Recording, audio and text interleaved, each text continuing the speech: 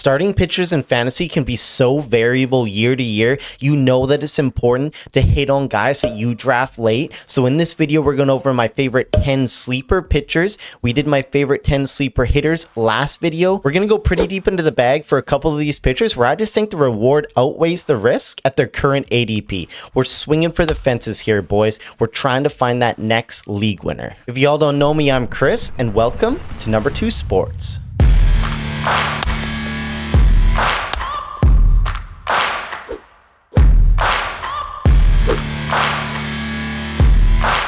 Okay, first up from the Tampa Bay Rays, we're going to go Ryan Pepiot. Now, we want stocks of any starting pitcher who plays half their games at Tropicana, and Pepiot is no exception. He has a 6-pitch arsenal, but really, he mostly relies on his big three, a great changeup that has a 25.6 CSW due to decent vertical movement, especially against lefties, which also leads to weak contact, two things that you do want. His 4-seamer is above average. It has 19 plus inches of induced vertical break. And if you remember from last year, we did talk about it a lot. It's a great thing to look at to see how effective a pitcher's fastball will play at the major league level. The IVB is the induced or the perceived rise that the fastball comes to the plate, where batters will tend to misproject its trajectory and actually swing underneath the ball. So a higher IVB usually tends to more swing and miss stuff from that fastball. The league average is around 16 inches, so you know Pepiot does have an above average fastball with that break. And then again, he can locate his fastball, which is huge. He finishes up his arsenal with a slider, which he throws more to righties, but it can tend to get hit pretty hard, evidenced by its -6 run value in 2025. That is not good. The key to success for Pepiot in 2026 will be his slider against righties. If he can improve in that area, we could see a big leap for him. Pepiot rounds out his arsenal with a cutter, curve, and sinker, with his cutter being thrown 9% of the time to left-handed hitters, and the other two are really barely used. Overall, it's a solid arsenal that it can induce whiffs, and he ties it all together with a nice extension at 6.8 feet. And remember, extension is super important for perceived velocity. It reduces batters' reaction time, and overall, it improves the pitcher's effectiveness. I do really like Pepiot with an average ADP of over 150 right now. Tropicana Field is just so friendly for pitchers. It's a really friendly pitching environment. He can pile up strikeouts. His expected FIP was lower than his actual in 2025, which is a good thing. It's a good sign. There's no real glaring red flags in his repertoire. I can see him being a very useful middle of the rotation guy with upside for 12 league teams heading into 2026. Next up, we have Horton Here's a Who, Timmy Hose, Mr. Cade Horton from the Chicago Cubbies. Now, Horton last year did have one of the better stretches in all of baseball when he had a dominant run, posting an 8-2 record with a 1.36 ERA, 2.96 FIP over the last 3 months of the season. And if we shrink that down just a little bit further, in 12 straight games to end the year, he allowed 2 runs or fewer in each start. Just an exceptional feat for a rookie pitcher. Now, I can't remember exactly, but I remember last year at one point, I either said something negative about Cade Horton or said to choose a different pitcher over him. And I remember one guy came into every single one of my waiver wire videos after that during that crazy run, just telling me how good Horton was and how much of an imbecile I was. So buddy, if you're watching this video, shout me out down below. I've missed that, man. I miss you, dude. Hope you're doing well. Just honestly the dedication you like to see. But back to Horton, though, he has a 5-pitch arsenal, but really, again, like I just said, let's call it 4 maybe, as the sinker is rarely thrown. The 4-seamer isn't the greatest movement wise, with only 14 inches of induced vertical break. He has solid velocity at 96 miles per hour, and he can locate it. That is one of the more important things, especially for a young pitcher. But I do worry about his ability to generate whiffs heading into the year, as it only had a 14.7% whiff percentage in 2025. That is one area that I would like to see improvement for him to take the next step in 2026. The sweeper generated a lot more whiffs on the other hand, though, and was his main pitch against righties. 4-seamers up and then sweepers down and away, and that was the plan, and it worked out for the most part. The changeup came into play on the other side of the plate against lefties, and it does have a lot of movement and drop. I would like to see him incorporate his curve a little more. Again, add a little bit more to his arsenal. And if he worked on that curve in the offseason, it could just give him another attack angle against lefties. But all in all, the arsenal is set up for him to have success again in 2026. There is a great defense behind him in Chicago, so Horton is in a good situation there. If he can make some subtle improvements in his K rate,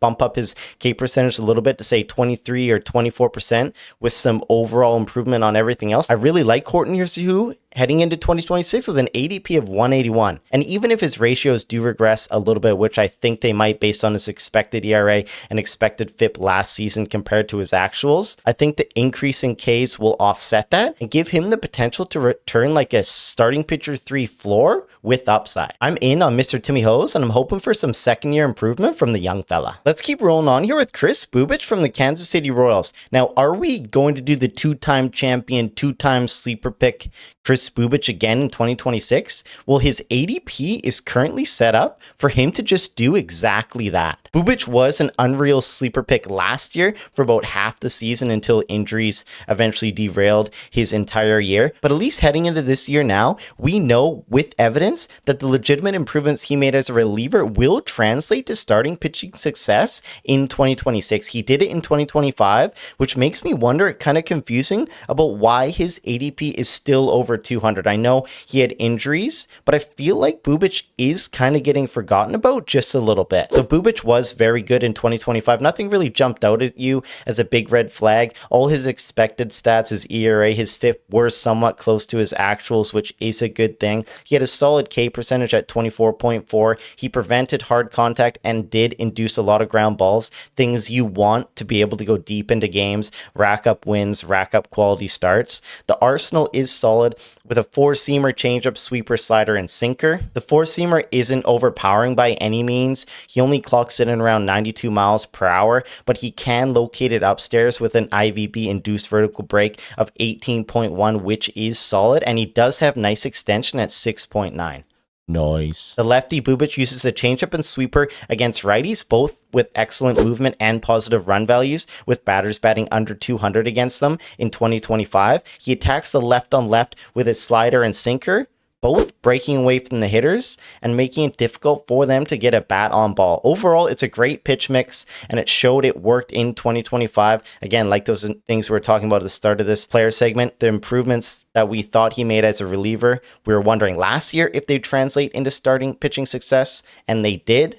So we don't have that concern this year. We know he can excel as a starting pitcher. So again, it's a little curious why his ADP is over 200 right now, as he pitched to a 2.5 ERA, a 1.18 whip with 116 Ks across 116.1 innings in 2025 with a FIP of 2.89 and expected FIP of 3.63. So maybe expect a little regression with the Royals, especially with their fences being moved in just a little bit. That isn't a positive thing for a pitcher, but there's just no way his ADP should be at 207 even with that stuff. He looks sharp in spring, and if his durability can hold up and get him to 150 innings, I think he'll be an absolute draft day steal. Let me see them boobs, baby. Okay, you know I have to have at least one homer in here, so we're going to go Bryce Miller from the Seattle Mariners. Now, Miller did have a lost season in 2025, I get it, but one of the things that I do like best about Miller and what gives me hope for him to provide real value heading into 2026 is that he doesn't have to change anything at all. He doesn't need to add a pitch. He doesn't need to change anything mechanically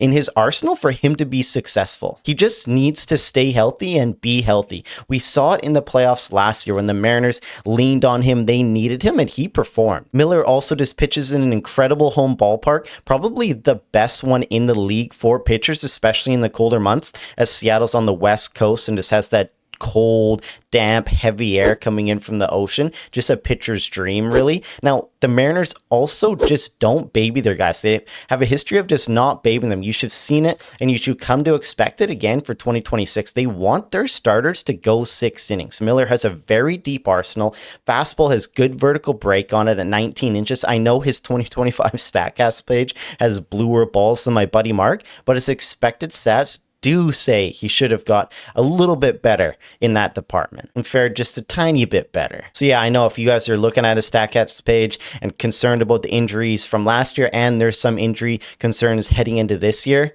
I can see why you're hesitant and want to pass on Miller, because he does have a little oblique thing that's going on, but I think they're just being extra cautious. But every pitcher we're talking about at these ADPs doesn't come with some sort of risk or some sort of red flag. Nobody is perfect at this range in the draft, or they wouldn't be buried so deep. But if we can get anything close to a 2025 playoff Bryce Miller, kind of like how we've seen a few years ago too, where Miller went 14.1 innings for a 2.51 ERA, 1.05 whip, and only 5 walks, Miller will be an absolute steal for fantasy managers in the 2026 season. Just please stay healthy, Bryce. I love you. Let's move on to our next guy, Ryan Nelson. Now, I love a nasty fastball, and oh boy, does Ryan Nelson have a nasty fastball. It legit just might be one of the best four-seamers in the entire MLB. The vertical break with his extension, velocity, and attack angle are just stupid. I would just love if he had a more well-rounded arsenal or just another plus pitch to pair with that ridiculous fastball.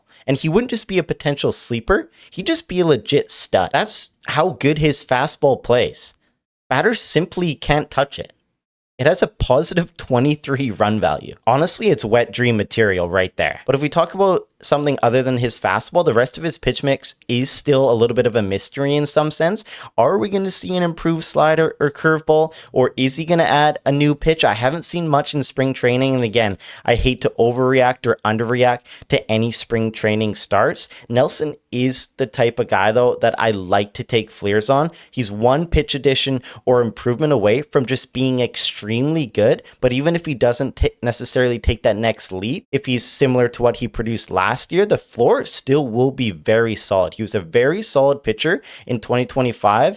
And again, if he doesn't make a jump in 2026, I think he'll still be very useful. He had a 3.39 ERA, 1.07 whip, and 132 Ks in 154 innings. It was boring, but solid. It kind of makes me think that the reward is like foolproof at this ADP.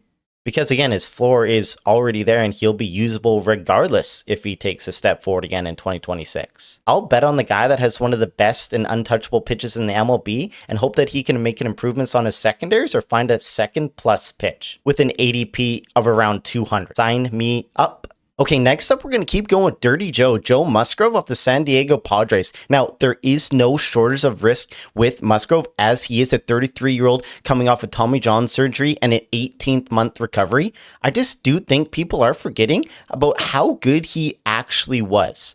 Before the injury, he had a 2.93 ERA, a 3.05 ERA, and a 3.88 ERA from 2022 to 2024, striking out at least one per inning each year. And just for fun, even though it doesn't matter at all, his ADP each of those years was well within the top 100. So with an ADP of 211, I personally think this is well worth the risk. I think he should be going at least 50 spots higher in drafts this season. I think he's in a better spot than most pitchers coming back from a Tommy John surgery, as he's had an 18-month recovery. I know it's scary. I know it's terrifying. And there is a lot of data now to suggest that pitchers their first year back do tend to struggle from Tommy John surgery, but it's not an exact science. Nothing is. Musty Joe did touch 94.4 miles per hour with his velocity in his spring training start this year, and his velo back in 2023 was 93 miles per hour, so that's a really good sign this early in the year that he's already touching those velo levels. Also may not be relevant anymore, but his StatCast page from 2023 just keeps bleeding,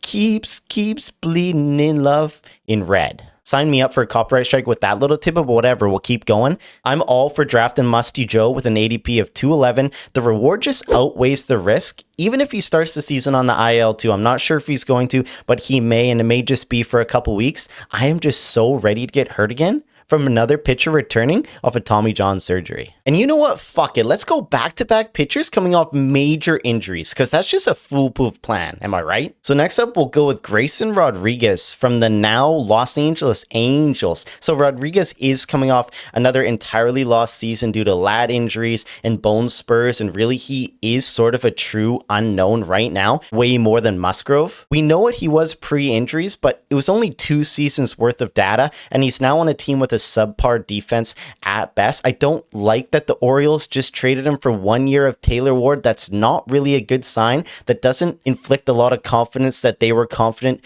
in his ability to stay healthy moving forward. Shipping him off for such a low trade package like that was no disrespect to Taylor Ward. I think he's a fine player, but the upside that we'd seen with Grayson Rodriguez pre-injury obviously just outweighs the upside you could get with a Taylor Ward type player for 1 year. But honestly, some situations can just go sour if you never stay healthy, and that might have been the case with Grayson Rodriguez and the Baltimore Orioles. It seems like they lost faith in his durability. For Rodriguez's sake though, sometimes a new home in a situation can just juice up the body, and prove them wrong motive just takes over. It's a positive that Rodriguez is at 96.1 miles per hour on his fastball in spring training, which was his first start in over a year, so you should expect some improvement on that front. There's no way he's going balls to the wall in his first start. He has a nice 4-pitch mix and a 97 percentile extension at 7.3 feet, which is just utterly absurd. The guy is a giant out there. The whole idea, I guess, behind drafting Rodriguez is you'd be betting on his pre-injury skills resurfacing at some point, and frankly,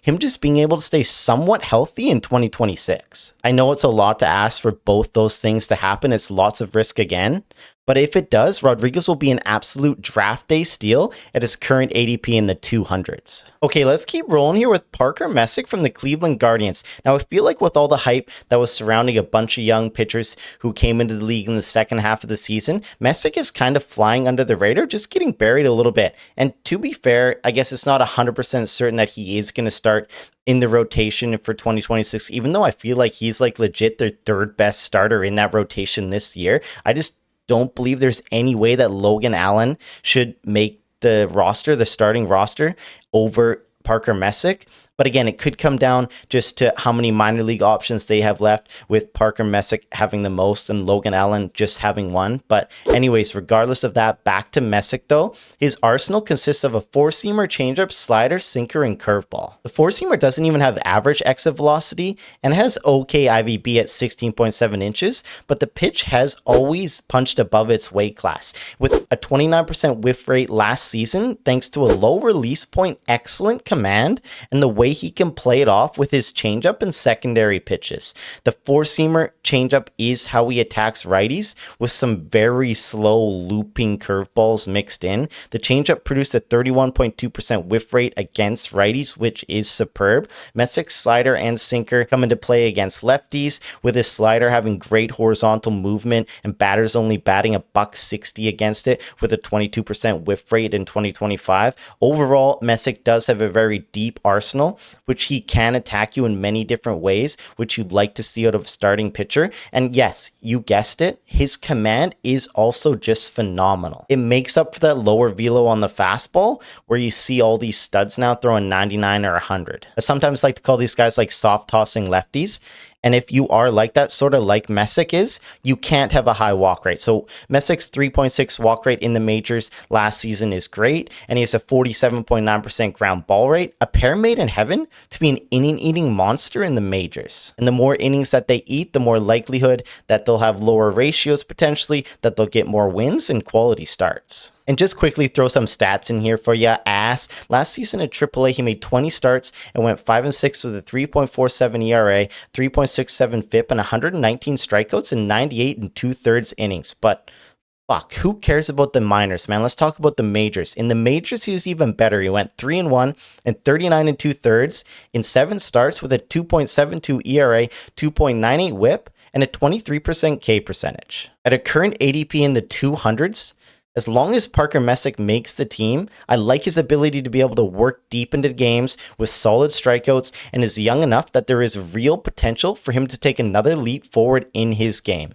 Even if he doesn't start off with the team though, he will guaranteed be the first pitcher up, and I don't think he'll stick in the minors that long at all. So he still could be a very good stash candidate heading into the 2026 season. Just monitor what Cleveland's going to do as we get closer to the season, if you can, depending when your draft is. Okay, I'm stoked we get to talk about this guy in preseason. For any of you guys that followed me last year, you know I just have a soft spot in my balls for Mr. Edward Cabrera, now on the Chicago Cubbies. I've always loved the potential, and for years years, he always let me down, whether it be injury or control issues. He always just found a way to break my heart until last year in 2025. It was different. He shelved that four-seamer for a sinker because that's where he always struggled with command, and it worked wonders. His four-seamer was always so wild and hittable, but the sinker honed in his control, his command, his tempo, and it really paired well with that changeup. Cabrera's changeup is just one of the nastiest changeups in the entire league, and he just throws it so damn hard at 94 miles per hour.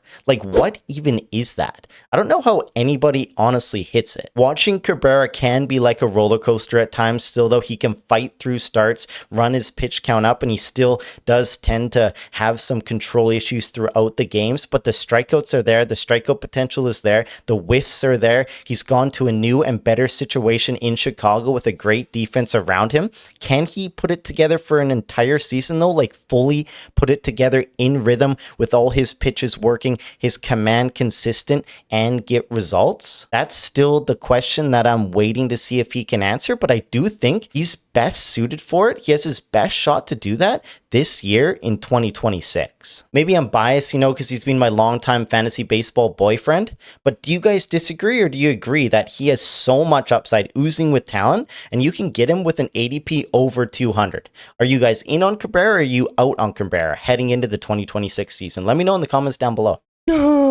Okay, let's wrap it up here with Cody Ponce from the Toronto Blue Jays. Now, you can call him what you want, but he's probably another innings eater from the KBO. But what really gets me going about him, what gets me excited about him in 2026 is that he added 2.5 ticks of velo to a fastball and added 2 inches of induced vertical break. Hell yeah, brother. That's what I like to call Chris's 2-for-1 special right there. Sign me up, big dog. Ponce's rotation spot is also just rock solid in that Blue Jays rotation right now as they're dealing with some injuries with Bieber. Barrios' elbow looks pretty messed up, and E. Savage being limited. They are going to need Ponce to be an innings eater. They're going to need him to gobble up those innings, and I think he could be built just for that. Ponce has a good fastball slider, a usable changeup, and a cutter splitter mix. His extension 2021, that's the last data we have on him when he was back in the MLB, was at 7.2, which again is just absurd. It's ridiculous. It's great. The shape has improved on his secondaries, it looks like, in spring training, which is something you do want. He's getting a better feel for his command, and I'm just starting to believe that he can be an impact player in this Jays rotation this year. I am bullish on the velo and the vertical break improvements. The situation is also nice with the Jays with that defense and run support he should get every time he hits on that bump. Now, with an ADP outside of the 200 currently, there is very low risk in selecting Ponce, but very high reward, where he could just turn into a solid middle of the rotation starter for 12 league teams in 2026. I'm very intrigued to see how he pitches in his return to the MLB. I can't fool you guys. I got a bonus guy in here, and that's going to be Tatsuya Imai, and I pretty sure I just absolutely butchered that pronunciation, so my apologies. But we're going the starting pitch from the Houston Astros with an ADP currently of 196. Now, Imai has a very flat fastball that's going to miss a lot of bats upstairs. He definitely does understand the game of pitching. You can always see him. He starts out with his fastball velo in the first few innings, about 2 miles per hour less when he tops it up near the end of the game. He understands that you don't always just have to go balls to the wall from the get-go. He has a plan and he knows how to execute it. Just somebody who really does understand how to pitch, and I like that. He's got a splitter with 3 different shapes. He's got a nice tight slider. And again, Houston is very good at developing pitchers, working with pitchers. So I think he's set up to succeed in 2026. He signed essentially like a 1-year deal. If it doesn't work for him this year, I think he's done. So he does have a lot to prove if he wants to be able to show everybody they can pitch with the big boys and be successful in the MLB like some of his other peers, even though a lot of them have struggled in their first taste of the major leagues. I'm a little bit excited to see how he's going to perform. I think the situation is great. He can be a strikeout pitcher again. He understands how to pitch, and he's landed in a pretty good situation with the Houston Astros. Another low risk, high reward selection near the end of your drafts. All right, boys, but I think that's it for this video. Make sure you check out my 10 must draft sleepers. It's going to be on one of these screens here. We're going to be coming out with more stuff later this week, near the end of the week or the weekend, about my must draft breakout players. We're going to do pitchers and batters, and then we're probably going to do some round by round analysis stuff as we get closer to the day. We're going to try and pack in a few more videos here before the fantasy baseball season starts. If you aren't subbed, hit that button. And as always, have a good rest of your day, night, week, weekend, wherever you are, and I'll see you guys real soon.